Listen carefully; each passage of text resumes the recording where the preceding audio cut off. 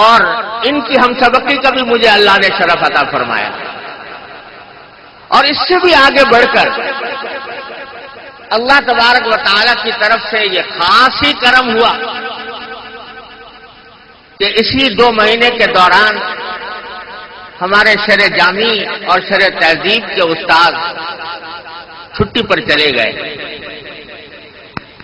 اور ہمارا وہ گھنٹہ خالی ہو گیا. تو ہم لوگ حضرت بانی جامعہ اشرفیہ حضرت مولانا مفتی محمد حسن صاحب قدس اللہ تعالیٰ سرہ، اللہ تعالیٰ ان کو کروٹ جنت عطا فرمائے، ان کے درجات بلند فرمائے، ان کی خدمت میں حاضر ہوئے اور جا کر عرض کیا کہ حضرت ہمارے یہ 2 گھنٹے خالی ہو گئے ہیں، ان کا کوئی انتظام فرما دیجیے. تو حضرت کی شفقت دیکھیے کہ اس زمانے میں حضرت پاؤں سے معذور بھی تھے اور ضعف اور علالت کا بھی سلسلہ تھا اور دور حدیث کا بھی سبق نہیں پڑھاتے تھے کہ جا کے شرع جامی اور شرع تہذیب. لیکن حضرت نے فرمایا کچھ گھبرانے کی بات نہیں، میں تمہیں پڑھاؤں گا. چنانچہ شرع جامی اور شرع تہذیب کا جو حصہ استاد چھوڑ کر گئے تھے، حضرت والا نے اپنی خاصی شفقت کے ساتھ ہماری اس جماعت کو پڑھانا شروع کیا. اور شرع جامی اور شرع تہذیب جو شاید کسی نے بھی حضرت مفتی صاحب سے اس جامعہ میں نہ پڑھی ہو، اللہ تبارک و تعالیٰ نے ہمیں ان سے وہ پڑھنے کی سعادت عطا فرمائی. تو اس طرح اس جامعے کی طالب علمی کا شرف کسی نہ کسی درجے میں مجھے بھی حاصل ہے. اللہ تبارک و تعالیٰ اس کو ہمیشہ قائم و دائم رکھے، اس کے فیض کو جاری اور ساری فرمائے اور دنیا کی آخری حدود تک اس کے فیض پھیلائے. میں در حقیقت آج اس عظیم اجتماع میں محض شرکت کی سعادت کے لیے حاضر ہوا تھا. نیت یہ تھی کہ اتنے بڑے اجتماع میں جہاں اطراف و اکناف سے علماء کرام تشریف فرما ہیں، وہاں چند لمحات کی شرکت بھی ایک عظیم سعادت ہے. لیکن مجھ سے فرمایا گیا کہ کچھ گزارشات بھی آپ حضرات کی خدمت میں عرض کروں. الحمدللہ اسی نشست میں ملک کے مایہ ناز علماء کرام اور مشائخ تشریف فرما ہیں اور ان کے کلمات بھی آپ انشاءاللہ سماعت فرمائیں گے. لہذا میں بہت زیادہ دیر تک ان کے اور آپ کے درمیان حائل رہنا نہیں چاہتا، لیکن صرف ایک بات عرض کر کے رخصت ہونا چاہتا ہوں. وہ بات یہ کہ آپ دیکھتے ہوں گے، جیسا کہ مجھ سے پہلے ابھی قاری منصور صاحب فرما رہے تھے، کہ اللہ تبارک و تعالی نے دارالعلوم دیوبند کو ایک ایسا سرچشمہ بنایا کہ وہاں سے نکلنے والی نہریں، وہاں سے نکلنے والا فیض 4 ڈانگ عالم میں پھیلا ہوا ہے. میں بھی دنیا کے مختلف خطوں میں جاتا رہتا ہوں اور اگر یہ کہوں تو مبالغہ نہیں ہوگا کہ دنیا کا اکثر حصہ اللہ نے دکھایا ہے. لیکن کوئی چپا دنیا کا ایسا نہیں ہے جہاں میں گیا اور وہاں دارالعلوم دیوبند کا کوئی نہ کوئی فیض بالواسطہ یا بلا واسطہ آنکھوں سے نظر نہ آیا. ہر جگہ اللہ تبارک و تعالیٰ نے اس کا فیض پھیلایا ہوا ہے. اور جیسا میں نے شروع میں عرض کیا تھا، اللہ تعالیٰ کسی کو منتخب فرما لیتے ہیں اپنے دین کا کلمہ پھیلانے کے لیے. ایسا معلوم ہوتا ہے کہ اس آخری دور میں اللہ تبارک و تعالیٰ نے دارالعلوم دیوبند کو اس کام کے لیے منتخب فرمایا. سوال یہ ہے کہ عالم اسلام میں درسگاہیں تو بے شمار ہیں.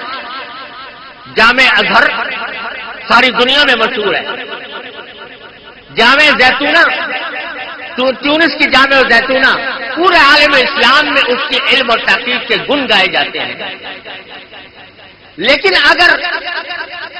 خدمات کے لحاظ سے اور فائدے کے لحاظ سے دیکھا جائے تو دارالعلوم دیوبند سے جتنا فیض اللہ تبارک و تعالیٰ نے اس دور کے اندر پہنچایا وہ نہ جامع ازہر سے اس درجے کا فیض نظر آتا ہے نہ جامع زیتونہ سے اس درجے کا نظر آتا ہے۔ اس کی وجہ کیا ہے؟ میرے والد ماجد حضرت مولانا مفتی محمد شفیع صاحب قدس اللہ تعالیٰ سرہ، اللہ تعالیٰ ان کے درجات بلند فرمائے، وہ فرمایا کرتے تھے کہ الحمدللہ میں نے دنیا بھر کے بڑے بڑے علماء اور محققین کو دیکھا ہے، ایسے تحقیق کے شناور دیکھے ہیں جن کی تصانیف کو آپ دیکھیں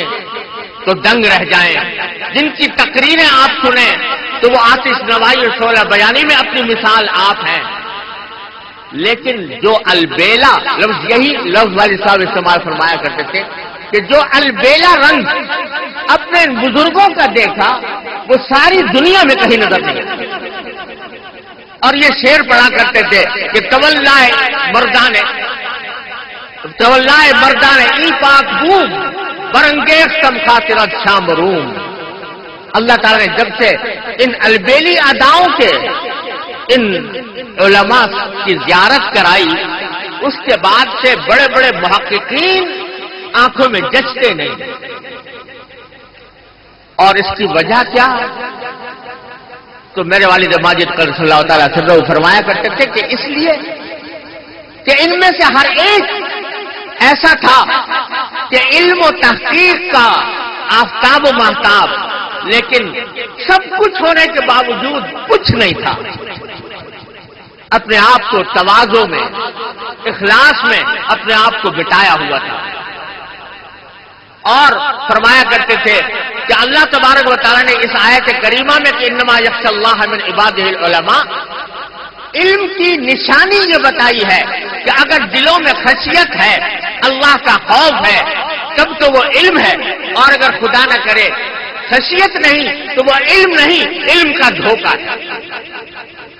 خشیت اللہ را نشان علم داں، آیت یخشی اللہ در قرآن بخان۔ تو یہ خشیت، یہ جو ان بزرگوں کے اندر دیکھی، ان کی ادا ادا میں جس کا مشاہدہ ہوا، وہ دنیا میں کہیں اور نظر نہیں آتا۔ آپ کو معلوم ہوگا کہ دارالعلوم دیوبند کی جو تاریخ نکالی گئی تھی فارسی میں، اور وہ تاریخ دارالعلوم دیوبند کے اوپر ایک جگہ پر کندہ بھی تھی، وہ یہ تھی کہ در مدرسہ خانقاہ دیدے، در مدرسہ خانقاہ دیدے، یہ تاریخ ہے دارالعلوم دیوبند، جس میں پورے دارالعلوم دیوبند کے اغراض و مقاصد، اس کا طریقہ کار، اس کے اہداف، اس کا امتیاز اس جملے نے واضح کیا ہے کہ در مدرسہ خانقاہ دیدے، یہاں صرف حروف و نقوش نہیں پڑھائے جاتے، بلکہ حروف و نقوش پڑھانے کے ساتھ اتباع سنت کا جذبہ پیدا کیا جاتا ہے، تواضع اور اخلاص پیدا کیا جاتا ہے، جس میں اللہ تبارک و تعالیٰ کا ذکر کی اہمیت دلوں میں راسخ کی جاتی ہے، اس واسطے کہ یہ مدرسہ ہی نہیں، یہ مدرسے کے اندر خانقاہ ہے، در مدرسہ خانقاہ دی جائے۔ اور میرے والد ماجد، میرے دادا حضرت مولانا محمد یاسین صاحب قدس اللہ تعالیٰ سرہ، جو دارالعلوم کے ہم عمر تھے، جس سال دارالعلوم دیوبند قائم ہوا اسی سال ان کی پیدائش ہوئی، اور ساری زندگی دارالعلوم دیوبند میں تدریس کی خدمات انجام دی، اور حضرت حکیم الامت مولانا اشرف علی صاحب تھانوی رحمۃ اللہ علیہ کے ہم سبق تھے۔ وہ فرمایا کرتے تھے کہ میں نے دارالعلوم دیوبند کا وہ زمانہ پایا ہے جب اس کے شیخ الحدیث سے لے کر ایک ادنا چپراسی تک ہر شخص صاحب نسبت ولی اللہ تھا۔ مدرسے کا دربان یا چپراسی چوکیداری کر رہا ہے اور اس کے دل سے اللہ تبارک و تعالیٰ کا ذکر جاری ہے،